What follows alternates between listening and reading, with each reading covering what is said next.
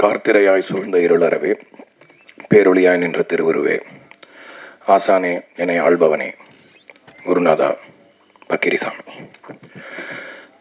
எல்லாருக்கும் வணக்கம். Present media எல்லாரையும் பார்க்குறது ரொம்ப சந்தோஷமாக இருக்குது. ஏன்னா அந்த மாதிரி ஒரு ஒகேஷன். முதல்ல கான்சிட்டியை பற்றி பேச ஆரம்பிக்கிறதுக்கு முன்னாடி ஹரிஷை பற்றி நான் பேசிடுறேன். ஒரு ஹரிஷ் அஸ் அ பர்சன் கண்டிப்பாக நான் பேசி ஆகணும். பொதுவாக நான் ரொம்ப டென்ஷன் பார்ட்டி. பொதுவாகவே இந்த ரிலீஸு அப்படி இப்படின்னு சொன்னாங்கன்னா அவங்களுக்கே டென்ஷன் இருக்காது. நான் எக்ஸ்ட்ராவாக ஒரு 10% டென்ஷன் படுவேன்னு தெரியும். என்னை சுற்றி இருக்கிற எல்லாருக்குமே, இந்த விஜய்க்கு, மோகன்ராஜன் ஐயா எல்லாருக்கும் தெரியும். ஹரிஷ் கான்சிட்டியை சொன்ன போது எல்லாருக்கும் இருந்த இப்போ பேசின நிறைய பேர் சொன்னாங்க, இதெல்லாம் பண்ணிட முடியுமா, பாசிபிள் தானா அப்படின்ற யூஸ்வலாக எனக்கு டவுட் இருக்கு. ஏன்னா நமக்கு ஸ்டேக்ஸ் இருக்குது. நம்ம இந்த படம் பண்ண போகிறோம், இதில் நம்ம என்ன பண்ண முடியும், எப்படி கான்ட்ரிபியூட் பண்ண முடியுன்றது. இதுதான் வாழ்க்கையிலேயே ஃபஸ்ட் டைம் ஒரு டைரக்டர் நான் மீட் பண்ண போது இவ்வளோ கான்ஃபிடென்ட்டாக நான் இதை தான் சொல்லுவேன், இதை தான் எடுப்பேன்னு சொல்லி நான் கடைசியாக படம் பார்த்த போது எக்ஸாக்டாக அவர் ஸ்க்ரீன் பிளேயில் என்ன சொன்னாரோ ஒரு இன்ச்சு, ஒரு சென்டிமீட்டர் அந்த பக்கம் இந்த பக்கம் இல்லாமல் அப்படியே ஒரு எடிட்டாக நான் பார்த்தேன் படத்தை. ஸோ அதுக்கு மேலே நான் ஹரிஷை பாராட்டணும். ஏன்னா ஹரிஷ் தான் இந்த கப்பலோட கேப்டன், இந்த விஷனுடைய ஒரு முதல் படியை எடுத்து வச்சது தைரியமாக. ஸோ நான் டைரக்டராகவே இன்னும் சொல்லலை, ஒரு பர்சனாக சொல்கிறேன்.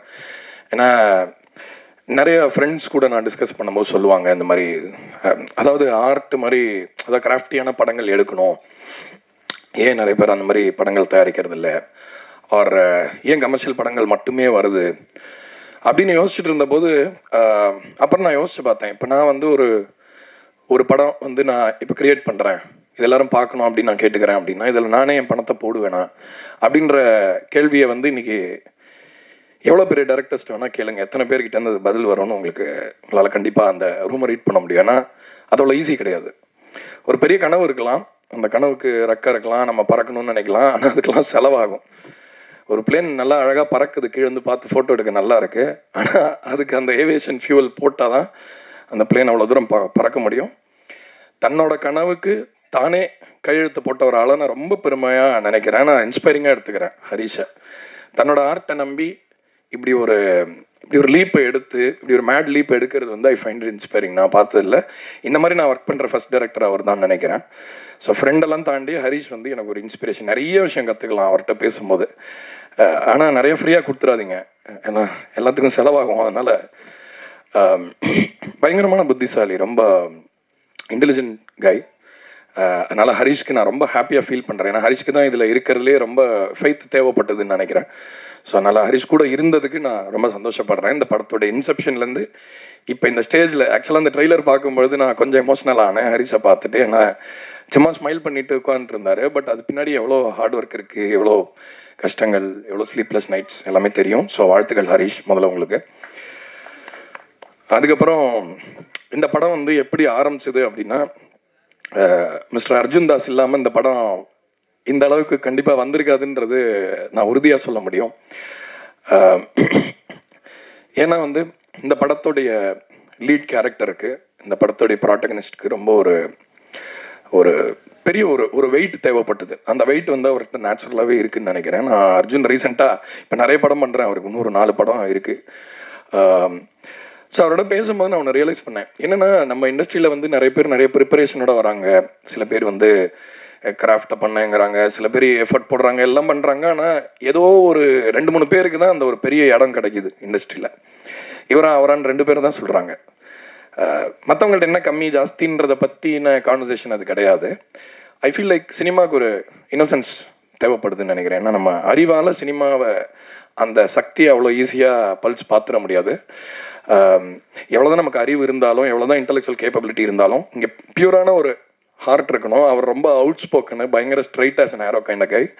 ஸோ ஐ திங்க் இந்த இண்டஸ்ட்ரியில் அவருக்கு அந்த ஒரு இடம் கண்டிப்பாக கிடைக்கும்னு நான் நினைக்கிறேன். ஆல்ரெடி அதுக்கான பொட்டன்ஷியல் எல்லாரும் பார்த்துருப்பீங்க. இந்த படம் அதை உறுதி செய்யக்கூடிய படமாக இருக்கும் அர்ஜுன். ஐ திங்க் உங்களுக்கு அந்த விஷயம் இந்த படத்தில் நடக்கணும்னு நான் ரொம்ப ஆசைப்பட்றேன். அதற்கான எங்கள் பங்கையும் பண்ணது நான் ரொம்ப சந்தோஷப்படுறேன் மோகன்ராஜன் ஐயாவோட சேர்ந்து. அண்ட் ஆனா அஃப்கோர்ஸ் அவங்களுக்கு அறிமுகம் தேவையில்லை, கிரேட் பர்ஃபார்மர், சூப்பராக பண்ணியிருக்கீங்க, ரொம்ப என்ஜாய் பண்ணோம். அஃப்கோர்ஸ் நீங்கள் ஷூட்டில் பண்ண அந்த விஷயங்கள்லாம் நமக்கு தெரியாது, அங்கே என்ன நடந்ததுன்னு. நம்ம ஜாலியாக ஏசி ரூமில் உட்காந்து படம் பார்க்குறோம். ஸோ ஆஹா சூப்பராக இருக்கே அப்படின்னு இருந்தது. ரொம்ப ரொம்ப சந்தோஷம்.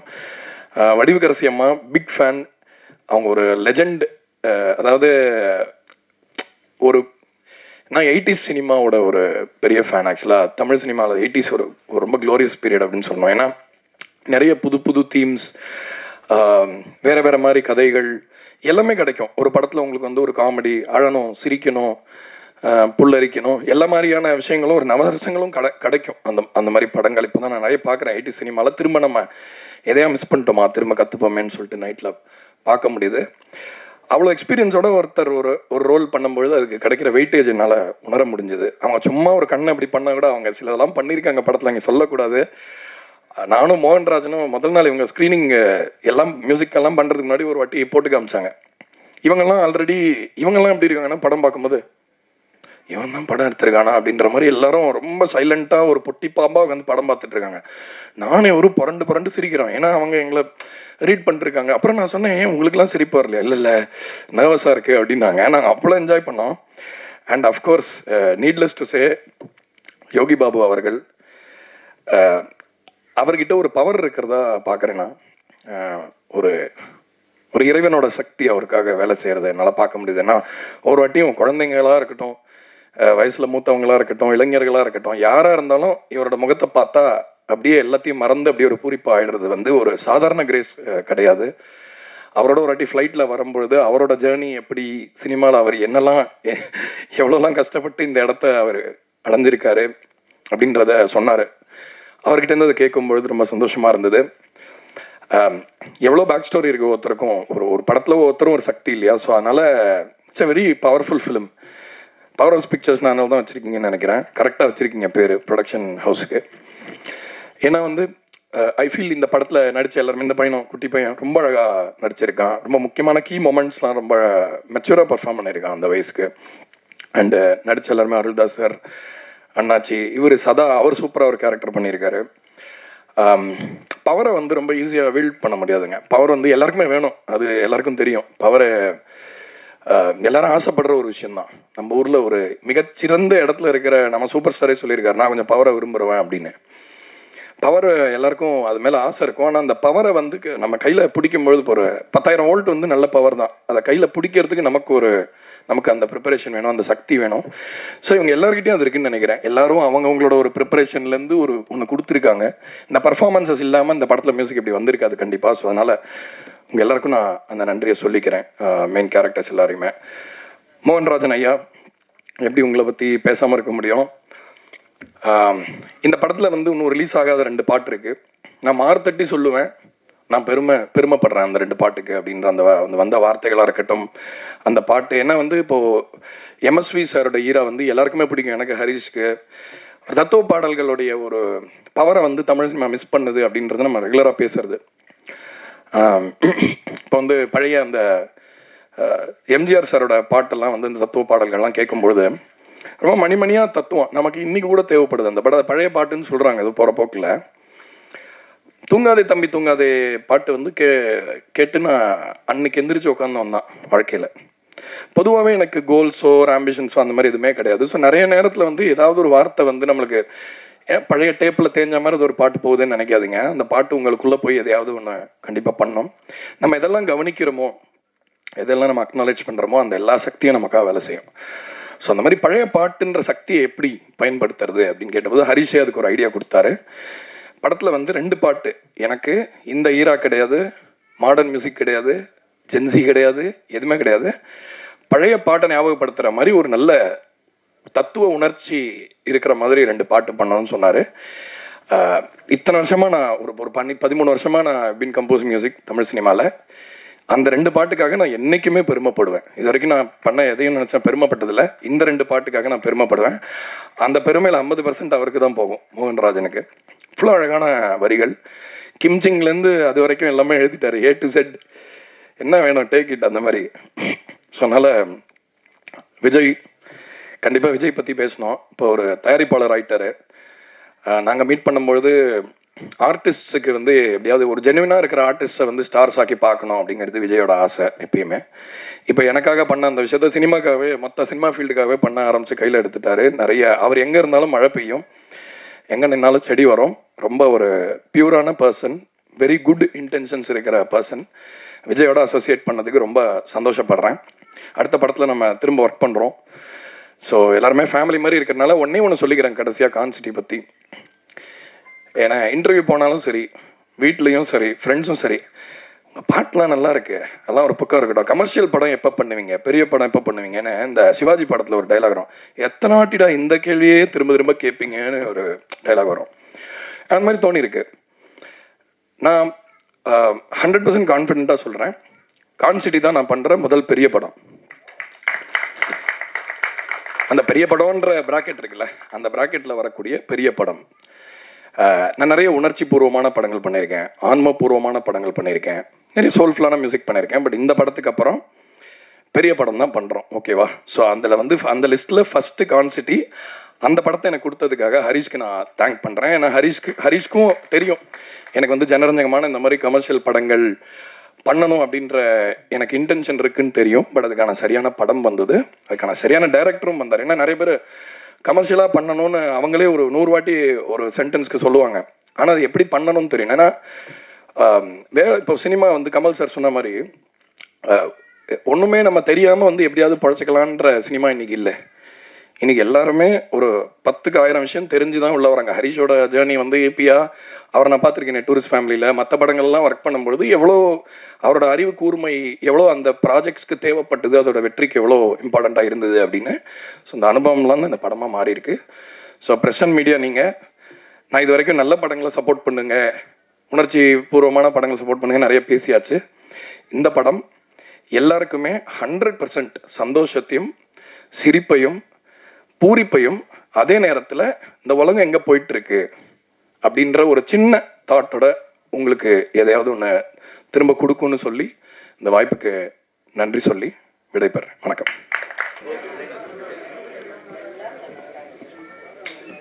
அம்மா இங்கே பேசின போதுமா, நீங்கள் கவனிங்க. எல்லாருக்கும் வணக்கம். இந்த படத்தை வாய்ப்பு கொடுத்த ஹரிஷ்க்கு, அப்புறம் ப்ரொடியூசர்ஸ் அண்ட் டீமுக்கு எல்லாருக்கும் நான் நன்றி தெரிவிச்சுக்கிறேன். அர்ஜுன் தாஸ் நல்ல நண்பராகிட்டாப்புல, கண்டினியூ படம் பண்ணும்போது இதுவும் படத்தில் ஹீரோனி கூட வேணாம், அவர் யோகி பாபு இருந்தால் போதுன்னு எல்லாத்தையும் சொல்லிக்கிறீங்க, ரொம்ப நன்றி. அவர் எங்கள் வீட்டு கணேசன் எங்கே போயிட்டார், வெளியே போயிட்டாரா? ஏன்னா அவர் சொன்ன மாதிரி வீட்டு கணேசன் சொன்ன மாதிரி ரொம்ப என்டர்டைன்மெண்ட்டான ஒரு படம் தான் அது.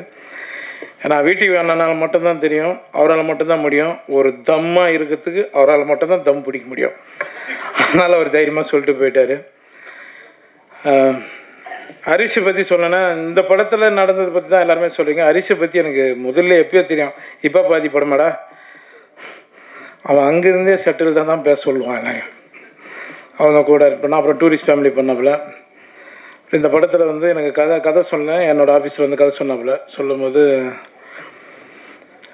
நான் சொன்ன முதல் வார்த்தை ஹரிஷுக்கு வந்து, ஹரிஷ் நீ இந்த படம் எப்படி இருக்குன்னு எனக்கு தெரியாது, ஆனால் நீ டைரக்டர் ஆகணுன்றான்னு. கரெக்டாக டூரிஸ்ட் ஃபேமிலியாக அவனுக்கு சொல்லிட்டு இருந்தேன். எனக்கு பிடிச்ச நிறைய அசிஸ்டன்ட் டைரக்டருங்களை எல்லாருமே டைரக்டர் ஆகிடுங்கடான்னு சொல்லுவேன், அதை சப்போர்ட் பண்ணுவேன். அது வந்து நான் ஹரிஷ் நான் எதிர்பார்த்தேன். இன்றைக்கி உன்னை வந்து இவ்வளோ பாராட்டுறாங்க எல்லோரும், ரொம்ப சந்தோஷமாக இருக்கிறேன். உன்னை நிறைய படங்கள் நீ பெரிய பெரிய படங்கள் பண்ண ஹரிஷ். இது மட்டும் இல்லை, பெரிய ஹீரோங்களுக்கும் நீங்கள் கதை பண்ணு, அங்கே விட்டுறாது, ஓரமாக அப்படி கூப்பிட்டு போ என்னையா. அர்ஜுன் தாஸுக்கும் நான் முதல்ல நன்றி தெரிவிச்சேன். அர்ஜுன், உங்களோட ஸ்டைல், உங்களோட விஷயம், நீங்கள் பேசுகிற பேச்சு எல்லாமே நிறைய இடங்களில் பேசிகிட்டு இருப்போம் உங்களை பற்றி. நான் அர்ஜுன் தாஸோட தான் அடுத்தடுத்து படம் பண்ணிகிட்ருக்கேன், ரொம்ப சந்தோஷம். இது நம்ம கடைசி வரலும் போகலாம். திரைக்கு முன்னாடி இருக்கிறது பெருசு இல்லை, திரை தான் நம்மளுக்கு தெய்வம், அதை மதிச்சு நம்ம போவோம். ரொம்ப சந்தோஷம். வடிவரிசம்மா எங்கள் ஃபேமிலியில் ஒருத்தரவங்க, அவங்க சொன்ன சில விஷயங்கள் உண்மை தான். ஹரிஷ் வந்து சீக்கிரம் முடிக்கணுன்றதுக்காக தான் பண்ணுவான். டீ சாப்பிட்லாமா பண்ணுவாங்க, டீன்னா இப்போ 2 பேர் அசிஸ்டன்ட் டைரக்டர் வந்து நிற்பாங்க, ஷார்ட் ரெடி அப்படின்னு, கப்பு வச்சுட்டு வாங்க போகலாம் அப்படின்னு. அவன் முடிக்கணும், அவனுக்கு பிரச்சனை அவ்வளோ இருக்குது. ஒரு சாண்ட்ரோல்டு நம்ம ஆல்ரெடி இது பண்ணோம், நம்ம லக்கி மேன் பண்ணோன்னு நினைக்கிறேன். ரொம்ப சந்தோஷம் சார். எல்லாருக்குமே நான் நன்றி தெரிவித்தேன். விஜய், சதா, எல்லாருக்கும், மோகன், அப்புறம் ப்ரொடியூசர்ஸ் எல்லாருக்குமே ரொம்ப நன்றி தெரிவிச்சுக்கேன். அனபேன் உங்களுக்கும் டேய் ஷாருக் கான் அந்த லுக்கில் இருக்கிறான் பாக்ஸி, உனக்கு ரொம்ப நன்றி. எல்லாருக்குமே அங்கே இருக்கிறவங்க எல்லாருக்குமே நன்றி. ஏன்னா ரொம்ப நேரம் நம்ம பேசணும்னா பெல் அடிச்சுனே இருக்காங்க, ஸ்கூல் பெல்லு மாதிரி. எனக்கு நான் 6:30 மணிக்கு அங்கே ஷூட்டிங் இருக்கணும் டி நகருக்குள்ளே. ரொம்ப சந்தோஷம். இந்த படம் வெற்றி அடைய நான் முருகப்பெருமானை வேண்டிக்கிறேன். ரொம்ப நன்றி எல்லாருக்கும், ரொம்ப நன்றி. Thank you thank you. எல்லாருக்கும் வணக்கம். நான் தமிழ் பேச ட்ரை பண்ண போகிறேன். ஏதாவது தப்பு இருந்தால் மன்னிச்சிடுங்க. ஃபர்ஸ்ட் ஆஃப் ஆல் தேங்க்யூ மீடியாவுக்கும் ப்ரெஸ்ஸுக்கும் நம்ம படத்துக்கு சப்போர்ட் பண்ணதுக்கு வந்ததில்ல. எனக்கு இது என்னோடய second Tamil cinema. First one was Kottukkaali. Meena தான் நான் இங்கே வந்திருக்கேன். You gave me so much of love and support. மீனாவுக்கு ரொம்ப நல்லா you gave me lot of good words for my performance. இது மீனாவோட ஜஸ்ட் ஆப்போசிட்டான ஒரு ஸ்பேஸில் நிற்கிற ஒரு கேரக்டர் தான். எனக்கு அது ஃபர்ஸ்ட் ஹரிஷ் வரும்போது எனக்கு அது ரொம்ப டென்ஷனாக இருந்தேன். எப்படி இந்த மாதிரி ஒரு கேரக்டர் நான் பண்ணோம், இது வரைக்கும் இந்த ஸ்பேஸில் நான் பெர்ஃபார்ம் பண்ணல. ரொம்ப ஸ்கேலே டிஃப்ரெண்ட்டாக இருக்குது, பெர்ஃபார்மன்ஸும் டிஃப்ரெண்ட்டாக இருக்குது, மீட்டர் டிஃப்ரெண்ட்டாக இருக்குது. ஸோ அதுதான் எனக்கு ஒரு பெரிய சேலஞ்சாக இருந்தேன். முன்னாடியும் நிறைய கமர்ஷியல் ஸ்டோரிஸ் எல்லாம் நான் கேட்டேன். ஆனால் எனக்கும் அது எப்படி நான் அதில் ப்ளேஸ் பண்ண போகும், அது எப்படி இருக்கும்னு எனக்கு தெரியலை. பட் ஹரிஷ் தான் ரொம்ப கான்ஃபிடெண்ட்டான, மேம் நீங்கள் ஏதாவது பண்ணோம், அது நல்லா இருக்கும், டிஃப்ரெண்ட்டாக இருக்கும், யாருமே எக்ஸ்பெக்ட் பண்ண மாட்டேன், அந்த மாதிரியெல்லாம் சொல்லி he gave me so much of confidence and strength to do this character. And one thing about Harish that I absolutely love is the conviction he has as a director.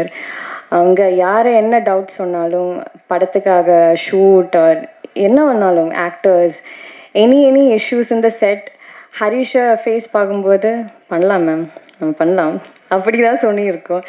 And that is his pure conviction for the craft, for the cinema that he loves. அதுக்காக thank you Harish for your support and for believing in everything about this cinema. You are the biggest pillar for Con City.